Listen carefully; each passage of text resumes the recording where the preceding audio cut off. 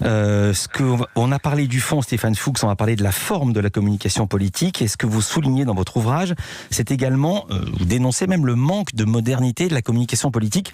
On va rester chez les Insoumis. Certains élus s'y essayent.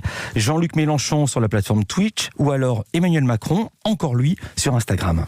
Bonjour à toutes et bonjour à tous. Voilà, je sors du Conseil des ministres et dans quelques instants, je vais me rendre à Longjumeau, dans une PMI, pour rencontrer des parents, des enfants, des professionnels, pour annoncer une décision importante que nous venons de prendre sur le congé paternité. C'était le 23 septembre 2020. Emmanuel Macron, le président, est assis sur une chaise dans un salon doré de l'Élysée, costume, cravate, masque noir sur le visage. À part le son qui résonne un peu, est-ce que c'est moderne de communiquer ainsi à vos yeux, Stéphane Fuchs ? Non, c'est pas parce que vous choisissez un média qui est nouveau que votre communication est moderne.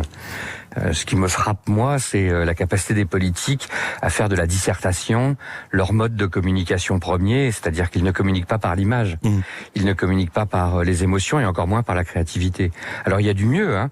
L'intervention du président mercredi, on avait une image qui était propre, c'était enfin bien éclairé, et on avait même des inserts à l'écran, hein, ces petites phrases qui venaient souligner les décisions ou les moments importants du discours.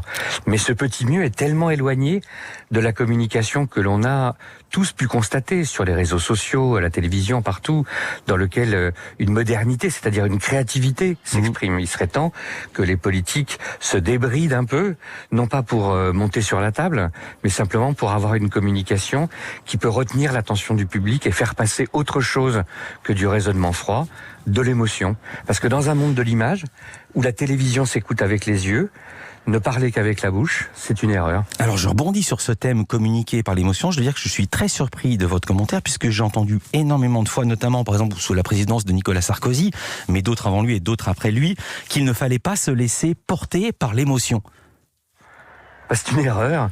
Je pense que on est toujours dans la même idée, c'est-à-dire qu'au fond, on ne fait pas confiance au public. Et c'est d'ailleurs pour ça qu'on l'infantilise, c'est d'ailleurs pour ça qu'on lui ment, parce qu'on lui ment avec une bonne intention. Quand on ment sur les masques, c'est parce qu'on veut que la pénurie ne déclenche pas une panique et que les gens se disent « Oh mon Dieu, il n'y a pas de masque » et que ça n'aggrave encore les choses. Nous avions reçu ici à ce micro une médecin, dont je tairai le nom, qui nous avait dit que les médecins à la télévision avaient menti pour la bonne cause. Ils avaient menti sciemment, en infantilisant, comme vous dites, les Français notamment.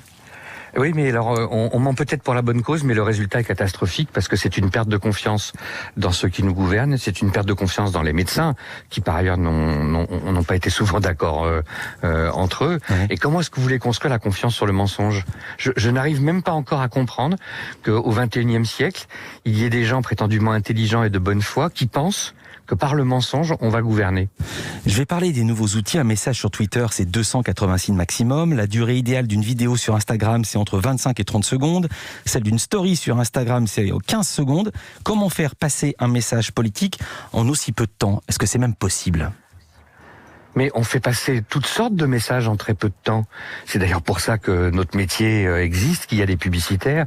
Et simplement, plus c'est court, plus ça demande d'être créatif, plus ça demande de travailler. Le temps long, la dissertation, thèse, antithèse, synthèse, et je prends le temps de développer. Pardon, mais c'est l'art des fainéants. C'est tellement plus facile de faire long que de faire court. Ouais,